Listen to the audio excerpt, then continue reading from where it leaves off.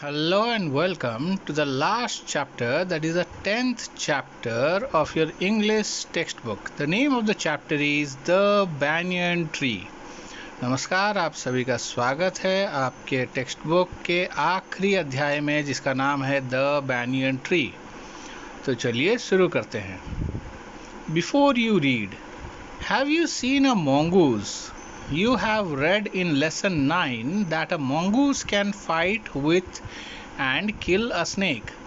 Look at the pictures and read the lines given along with them. तो क्या आपने कभी एक mongoose देखा है? आपने लेसन 9 में पढ़ा है कि mongoose सांप के साथ लड़ाई कर सकता है और उसे मार सकता है। यहाँ नीचे दिए गए छवि में देखिए और जो लाइंस हैं उन्हें पढ़िए। The fight of the cobra and the mongoose is a classic drama often seen in India, and the outcome is largely the same. The mongoose is not immune to the venomous bite but is faster and quicker in motion than the snake. The cobra assumes a posture of defense and attempts to reach the animal by sweeping strike, but the quick-moving mongoose jumps out of reach and comes at the snake from another direction.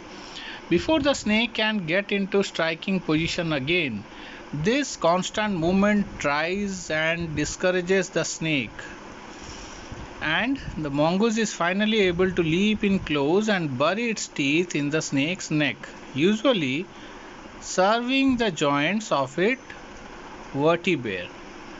So, इसमें कहा गया है कि जो mongoose और cobra का fight है ये देखने में बहुत ही रोमांचक और ये बहुत पुराना चीज़ है। इसका रिजल्ट जो है ये ज़्यादातर एक जैसा ही होता है। मंगूस जो है वो सांप के डसने से नहीं मरता, बल्कि उसका स्पीड इतना ज़्यादा होता है कि सांप जब भी उसे डसने की कोशिश करता है मंगूस कूद कर उछल कर दूसरी तरफ हो जाता है और पीछे से सांप पर हमला कर देता है। बार बार ऐसा करने से सांप जो है वो थक जाता है और फिर बाद में जब सांप थक जाता है मंगूस अपनी दांत उसके गर्दन में गड़ा देता है और उसका गर्दन तोड़कर उसे मार देता है। तो ये था description about the fight of a snake and a mongoose. Now the lesson begins. You must have seen a banyan tree. This is a story about what the author saw as a young boy when he was sitting in an old banyan tree in his grandfather's house. तो हो सकता है कि आपने एक बरगद का पेड़ देखा हो। ये कहानी जो है एक छोटे बच्चे के द्वारा एक पुराने बरगद के पेड़ पर, जो कि उसके दादाजी की थी, उस पर बैठकर उसने ये सामने घटना घटते हुए देखी थी। तो उसने वो घटना को कहानी में परिवर्तन करके बताया है। Part 1। Though the house and ground belonged to my grandparents, the magnificent old banyan tree was mine, chiefly because grandfather at 65 could no longer climb it. इसमें लेखक कहते हैं कि घर और घर के ज़मीन जो है वो उसके दादाजी की थी, लेकिन उस ज़मीन पर खड़े एक बड़े से बरगद के पेड़ का मालिकाना हक इस बच्चे का था, क्योंकि दादाजी की उम्र 65 साल थी और वो इस समय उस पेड़ पर नहीं चढ़ सकते थे। Its spreading branches which hung to the ground and took root again, forming a number of twisting passages, gave me endless pleasure. Among them were squirrels and snails and butterflies. The tree was older than the house, older than the grandfather. अब ये कहा गया है कि जो बरगद के टहनियाँ थीं वो बहुत दूर तक फैली हुई थी, यानी बहुत बड़ा बरगद का पेड़ था, और उसके बरगद के रूट अगर आप देखो तो उसमें एक रूट जो ज़मीन पर पेड़ जिसे हम जड़ें कहते हैं वो, और दूसरा बरगद में एक हैंगिंग रूट होता है जो कि ब्रांचेस से लेकर नीचे तक लटकता है, जिस पे कई बार बच्चे झूलते भी हैं। तो ये जो बरगद के रूट थे ये ऊपर से लटकते हुए ज़मीन तक पहुंच गए थे और ज़मीन पर इन्होंने अपनी जड़ें जमा ली थी। तो ऐसा लग रहा था जैसे कि पेड़ के चारों तरफ छोटी छोटी गलियां किसी ने बना दी हो, और लेखक को बड़ा मज़ा आता था इन गलियों में घूमने के लिए। उन गलियों में गिलहरियाँ, छोटे छोटे कीड़े मकोड़े, बटरफ्लाई, तितलियाँ, ये सब भी रहते थे। पेड़ की उम्र घर से ज़्यादा थी और घर की उम्र दादाजी से ज़्यादा थी। यानी जो घर है ये दादाजी के पिताजी ने बनाया होगा शायद, लेकिन पेड़ जो है ये उससे भी बहुत पुराना है, यानी पेड़ बहुत पुराना है। लेखक कहते हैं कि पेड़ इतना पुराना है कि शायद देहरादून जितनी पुरानी है उतनी पुरानी ये पेड़ भी है, यानी वो इस पेड़ को बहुत पुराना बताना चाहते हैं। I could hide myself in its branches behind thick green leaves and spy the world below. अब लेखक कहते हैं कि ये अपने आप को उस पेड़ पे जब चढ़कर बैठ जाते थे, अपने आप को महसूस करते थे कि वो दुनिया पर नज़र रख रहे हैं। स्पाई यानी कोई सीक्रेट एजेंट। आप स्पाई अच्छी तरह जानते होंगे क्योंकि आपने कई बार ये वर्ड सुना भी होगा। स्पाई यानी कोई सीक्रेट एजेंट जो चुपचाप किसी दूसरे की जासूसी करता है। My first friend was a small grey squirrel, arching his back and sniffing into the air. He seemed at first to resent my invasion of his privacy. But when he found that I did not arm myself with catapult or air gun, he became friendly, and when I started bringing him pieces of cake and biscuit, he grew quite bold and was soon taking morsels from hand. Before long, he was delving into my pocket and helping himself to whatever he could find. He was a very young squirrel, and his friends and relatives probably thought him foolish and headstrong for trusting a human. अब यहाँ वो कहते हैं कि उनका सबसे पहला दोस्त जो था वो एक गिलहरी था। तो ये जो गिलहरी अगर आप देखोगे तो ये क्या करते हैं, थोड़ी दूर दौड़ते हैं, फिर अपने सामने वाले पैरों को उठाकर दूर देखने की कोशिश करते हैं या हवा में सूंघते हैं कि कोई खतरा तो नहीं है। जैसे उन्हें कोई खतरा महसूस होता है वो पीछे की ओर भाग जाते हैं। तो ये जो गिलहरी है इसको पहले तो ये पसंद नहीं आया कि ये लेखक जो हैं ये आकर पेड़ पे बैठ गए हैं, क्योंकि उसे ये पसंद नहीं कर रहे थे। गिलहरी साधारणतः क्या होता है, इंसान से बहुत दूरी बनाकर रखती है। आपने स्क्विरल पोएम में भी देखा होगा कि गिलहरियाँ जो हैं वो इंसानों के पास नहीं आती, बल्कि उन्हें देखते ही दूर की तरफ भाग जाती हैं। तो ये गिलहरी बाद में जब धीरे धीरे समय के साथ उसने देखा कि इस लड़के के पास ना ही तो कोई गुलेल है और ना ही एयर गन, यानी एक पिस्टल जो हवा के दबाव से चलती है, तो ये उसे कोई नुकसान नहीं पहुंचाने वाले हैं। जब उन्हें वो महसूस हुआ तो वो उससे गिलहरी ने उससे दोस्ती कर ली। फिर जब धीरे धीरे लेखक और उस गिलहरी की दोस्ती आगे बढ़ी तो फिर ये दोनों अच्छे दोस्त बन गए और लेखक ने उसको बिस्किट्स और केक्स के कुछ टुकड़े लाकर भी दिए। वो उससे हाथ से आकर लेकर खा लेता।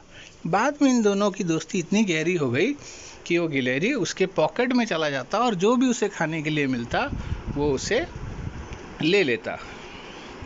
लेकिन इस बात से वो गिलहरी के जो परिवार वाले थे ये ज़्यादा खुश नहीं थे, क्योंकि उन्हें लगता था कि कोई भी गिलहरी या कोई भी छोटा जानवर किसी इंसान पर कैसे भरोसा कर सकता है। In spring, when the banyan tree was full of small red figs, birds of all kinds would flock into its branches. The red-bottomed bulbul, cheerful and greedy parrot, myna, and crows, squabbling with one another. During the fig season, the banyan tree was the noisiest place in the garden. Spring के समय में यानी वसंत ऋतु में जब इस पेड़ पर हर तरह के चिड़ियाँ, छोटे पंछी आकर बैठते थे तो ये बहुत ही खुशनुमा बन जाता था। पेड़ पे अगर आप देखोगे तो बरगद के पेड़ पे आपको कुछ फल, बरगद का फल और छोटे छोटे फूल भी दिखाई देंगे। इन फलों को कभी कभार चिड़िया खा लेती हैं, तो ये छायादार भी होता है, इसीलिए आश्रय के लिए भी बहुत, या रेस्ट के लिए बहुत अच्छी जगह होती है। तो यहाँ बुलबुल, पैरट, मैना, क्रो, ये सारी चिड़िया आकर यहाँ बैठ जाते थे और ये बहुत ही मनोरम होता था। Halfway up the tree I had built a crude platform where I would spend the afternoon when it was not too hot. I could read there, propping myself up against the tree with a cushion from the living room. Treasure Island, Huckleberry Finn, and the story of Dr. Dolittle were some of the books that made up my banyan tree library. तो इसमें अब लेखक कहते हैं कि उन्होंने पेड़ पे कुछ ही दूर ऊपर चढ़कर अपने लिए एक प्लेटफॉर्म यानी बैठने की जगह बना ली थी, और ये अपना समय, जो दोपहर का समय था, वो वहाँ व्यतीत करते थे।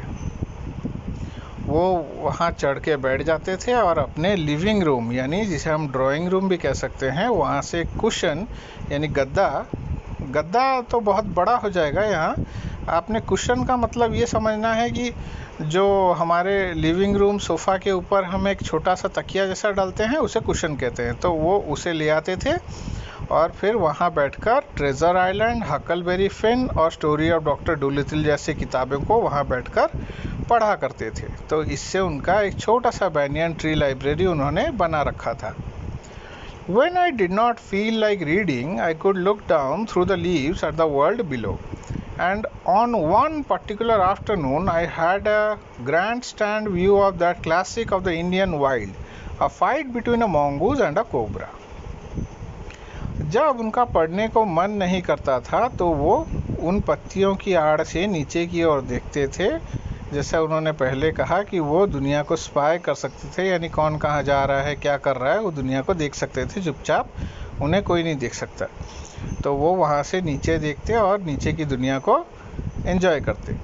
एक दिन दोपहर की बात है जब उन्हें एक साफ व्यू यानी एक पिक्चराइजेशन मिला, या फिर उन्होंने देखा कि ऊपर हमने जैसा पढ़ा कि क्लासिक इंडियन वाइल्ड यानी मंगूज और स्नेक का फाइट उन्होंने देखा, जो कि था एक बहुत ही मनोरम दृश्य। उन्होंने वो लाइव देखा।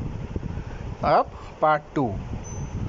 The warm breeze of approaching summer had sent everyone, including the gardener, into the house. I was feeling drowsy myself, wondering if I should go to the pond and have a swim with Ramu and the buffaloes, when I saw a huge black cobra gliding out of a clump of cactus. At the same time, a mongoose emerged from the bushes and went straight for the cobra. अब गर्मियों का दिन था, गर्म हवाएं बह रही थी, तो सब लोग घर के अंदर चले गए थे। अब आप देखोगे तो आप जानते भी हो कि गर्मियों की दोपहरी में हम सब उस गर्मी से परेशान होकर घर के अंदर ही रहना पसंद करते हैं। तो यहाँ भी सब घर के अंदर चले गए थे, यहाँ तक कि जो बगीचे में काम करने वाला गार्डनर था, माली था, वो भी अपने घर चला गया था। तो लेखक जो थे वो अकेले पेड़ पर बैठे थे। उन्हें बहुत क्लांति महसूस हो रही थी, नींद सा लग रहा था। तो उन्होंने सोचा कि क्यों ना जाकर पास में जो पॉन्ड है, जो पोखरी है, उसमें जाकर डुबकी लगाई जाए। लेकिन तभी उन्होंने देखा कि एक बड़ा सा कोबरा सांप जो है वो पास ही कैक्टस के पेड़ों के बीच से, या कैक्टस की झाड़ियों के बीच से बाहर निकला। उसी समय एक मंगूस भी वहां आकर पहुंच गया। In a clearing beneath the banyan tree in bright sunshine, they came face to face. अब ये मंगूस और कोबरा जो थे वो एक खुली जगह पर एक दूसरे के आमने सामने खड़े थे। The cobra knew only too well that the grey mongoose, their 3 feet long, was a super fighter, clever and aggressive.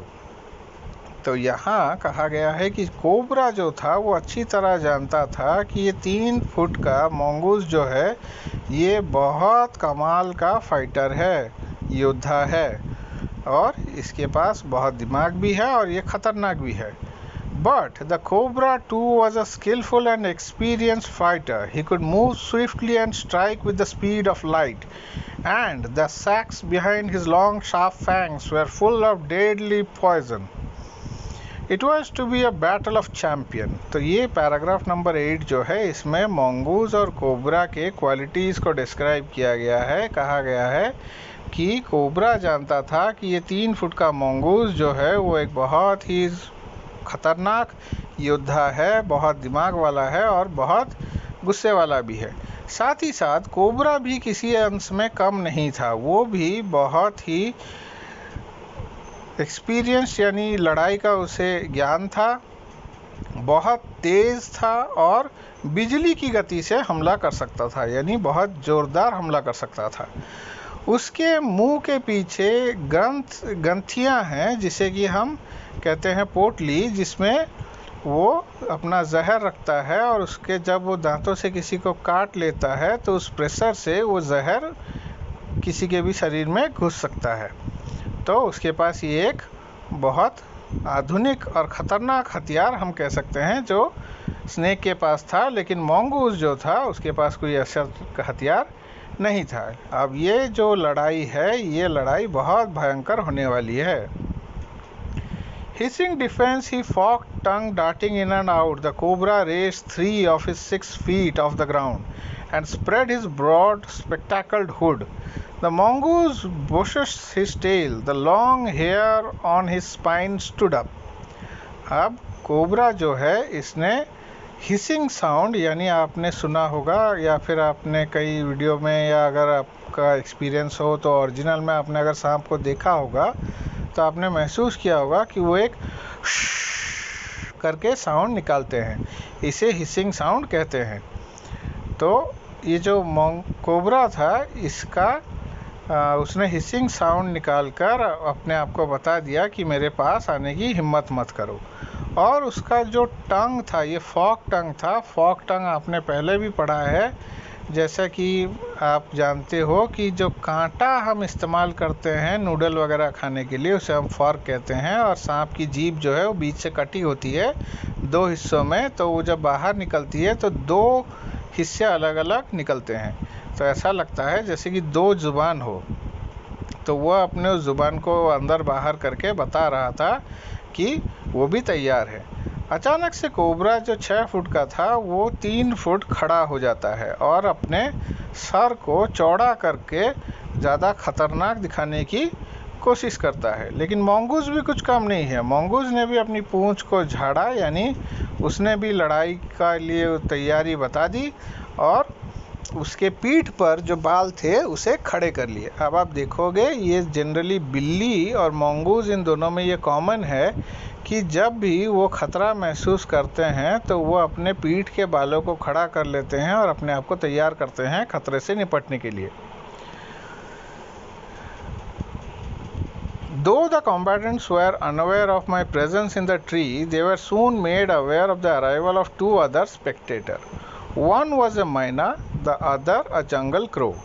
They had seen this participation for battle and had settled on the cactus to watch the outcome. Had they been content only to watch, all would have been well with both of them. अब ये जो champions थे यानी mongoose और cobra, ये दोनों तैयार थे लड़ाई के लिए, लेकिन इन्हें मालूम नहीं था कि लेखक जो हैं ये पेड़ के ऊपर बैठकर इन्हें देख रहे हैं। लेकिन बहुत जल्द इन्हें मालूम पड़ गया कि और 2 इस युद्ध को देखने के लिए वहां आकर पहुंच चुके हैं, और वो 2 जो वहां आकर पहुंच चुके हैं वो उनमें से एक है मैना और एक है जंगल क्रो। तो ये दोनों इस लड़ाई को देखने के लिए पास ही में लगे हुए एक कैक्टस के पेड़ पर बैठ जाते हैं। सब कुछ ठीक रहता अगर ये चुपचाप बैठकर लड़ाई को देखते, लेकिन ऐसा नहीं हुआ।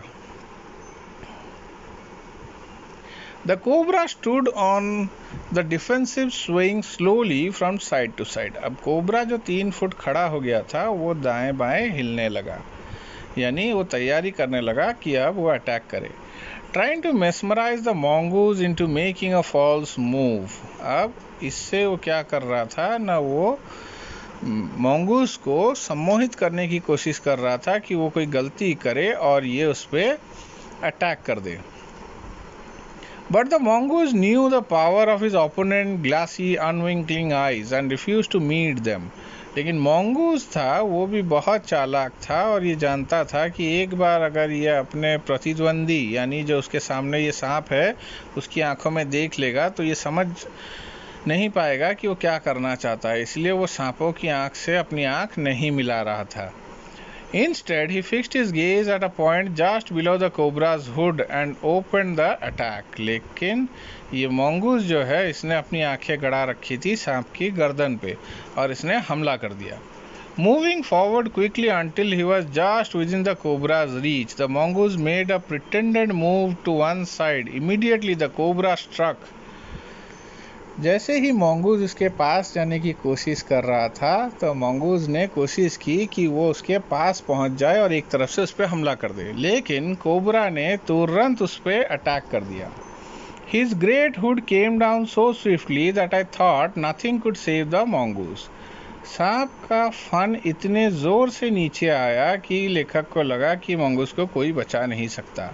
But the little fellow jumped neatly to one side. लेकिन ये छोटा सा mongoose जो था ये एक तरफ कूद गया and darted in as swiftly as the cobra.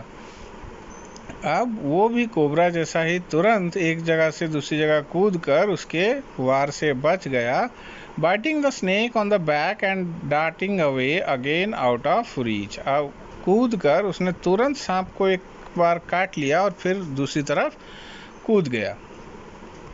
At the same moment that the cobra struck, the crow and the myna hurled themselves at him. जैसे ही सांप ने mongoose पर हमला किया, ये क्रो और मैना ने भी इस युद्ध में, इस लड़ाई में अपना रोल जो है या फिर अपना अंश निभाने के लिए उन्होंने भी अपने आप को लड़ाई में सम्मिलित कर लिया और इन दोनों ने हवा में उड़ान भरी और एक दूसरे से टकरा गए. Seeking insult at each other, they returned to the cactus plant. A few drops of blood glistered on the cobra's back.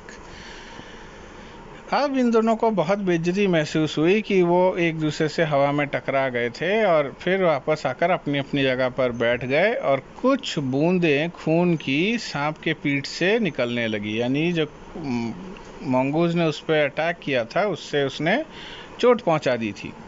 The cobra struck and missed again, and the mongoose sprang aside, jumped in and bit.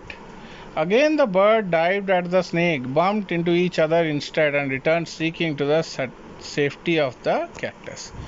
फिर से वही चीज़ हुआ, cobra ने फिर से strike किया, mongoose एक तरफ से दूसरी तरफ कूद गया और अपने आप को बचा लिया. इस मैना और क्रो ने फिर हवा में उड़ान भरी और इस तरफ से उस तरफ जाकर वापस आकर बैठ गए. एक्चुअली ये दोनों क्या करने की कोशिश कर रहे थे ना, स्नेक को डाइवर्ट करने की कोशिश कर रहे थे ताकि mongoose उसे पकड़ ले. The third round followed the same course as the first, but with one dramatic difference. The crow and the myna, still determined to take part in the proceeding, dived at the cobra, but this time they missed each other as well as their mark. The myna flew on and reached its perch, but the crow tried to pull up in the mid-air and turn back. In the second that it took the bird to do this, the cobra whipped his head back and struck with great force, his snout thudding against the crow's body. Third round जब शुरू हुआ उसमें भी सब कुछ वैसा ही चल रहा था, लेकिन इसमें एक खास डिफरेंस बन गया कि क्रो और मैना ने जब अभी भी एक दूसरे का साथ निभाते हुए स्नेक पे अटैक कंटिन्यू रखा, तब मैना तो एक तरफ से दूसरी तरफ निकल गई, लेकिन क्रो जो था वो बीच हवा में ही मुड़ने की कोशिश कर रहा था, पर सांप इतना तेज था कि उसने घूमकर क्रो पे अटैक कर दिया और उसने उसे डंक मार दी. अब इस चोट से जो क्रो था उससे शरीर में आघात हुआ और वो जाकर गिर गया. I saw the bird flung nearly 20 feet across the garden. It fluttered about for a while, then lay still. अब लेखक ने देखा कि ये जो क्रो था ये उस चोट की वजह से थोड़ी दूर मर जाकर गिर गया और कुछ देर छटपटाता रहा, फिर शांत हो गया, यानी उसकी मौत हो गई। सांप के जहर ने असर दिखा दिया। द माइना remained on the cactus plant and when the snake and the mongoose returned to fight, they very wisely decided not to interfere again. अब मैना जो है वो कैक्टस प्लांट पे जो बैठी हुई थी, उसने सोचा कि अब उसे इस युद्ध में बीच में नहीं पड़ना है और चुपचाप वहीं बैठना है, क्योंकि उसने क्रो की हालत देख ली थी। The cobra was weakening and the mongoose, walking fearlessly up to it, raised himself on his short legs and with a lightning snap had the big snake by the snout. The cobra withered and lashed about in a frightening manner and even coiled itself about the mongoose, but to no avail. The little fellow hung grimly on until the snake had ceased to struggle, then smelt along its quivering length, gripping it round the hood and dragged it into the bushes. अब खेल का आखिरी पड़ाव था। सांप जो है mongoose के साथ लड़ने के लिए फिर तैयार हो गया, लेकिन वो अब बड़ा ही कमज़ोर महसूस कर रहा था और इसी मौके का फ़ायदा मंगूस ने उठाया। उसने अपने पीछे वाले पैरों से ज़मीन पर खड़े होकर सांप की ओर देखा और सांप ने जैसे ही उस पर हमला करने के लिए सोचा तो उसने उसके गर्दन को दबोच लिया।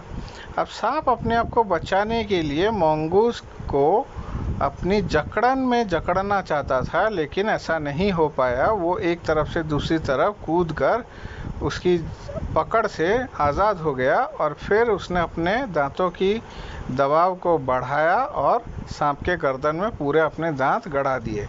अब जैसे ही सांप के गर्दन में उसने दांत गड़ा दिए, सांप ख़त्म हो रहा था, तब इसने पूरे उस लंबे सांप को खींचते हुए उन झाड़ियों के बीच में लेकर चला गया। The myna dropped cautiously to the ground, hopped about, peered into the bushes with a safe distance, and then, with a shrill cry of congratulation, flew away. अब मैना जो इस कैक्टस के पेड़ पर बैठकर सब देख रही थी, वो उस कैक्टस के पेड़ से नीचे उतर आई और धीरे धीरे आगे बढ़कर उस बुशेस झाड़ियों की ओर गई। फिर उसने एक बहुत सेफ डिस्टेंस यानी दूरी बनाते हुए उसने अंदर देखा, और जब उसने देखा कि मंगूस ने सांप का काम तमाम कर दिया था तो उसने ज़ोरदार आवाज़ लगाई, उसे कॉन्ग्रेचुलेट किया और वहाँ से उड़ गई।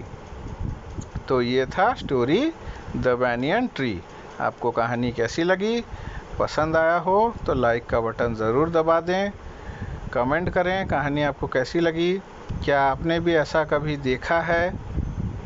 और अगर आप चैनल पर नए हैं तो चैनल को सब्सक्राइब करिए, साथ ही साथ बेल आइकन को भी प्रेस कर दीजिए ताकि आने वाले वीडियोस के नोटिफिकेशन आपको मिलते रहें। थैंक यू, धन्यवाद।